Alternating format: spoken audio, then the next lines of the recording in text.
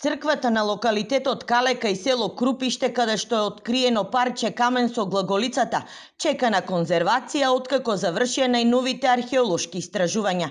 Штипските археолози целосно ја дефинира архитектурата на катедралната базилика, која се смета за едно од најзначајните локалитети, поврзани со најраните траги од словенската писменост.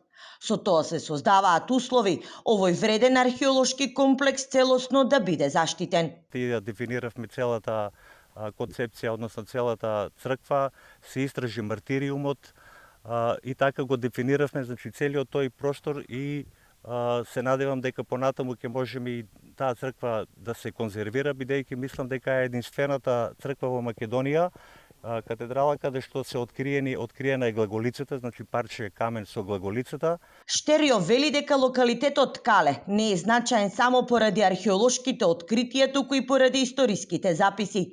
Според преданието, во црквата биле донесени моштите на светите 15 маченици, а во грамотите на цар Душан е забележено дека во 1355 година два пати одржал состаноци во Крупиште. Таму стои и митот дека од сети 15 маченици се донесени моштите во оваа црква. И уште еден, обично ние така ги поврзуваме работите со историските податоци.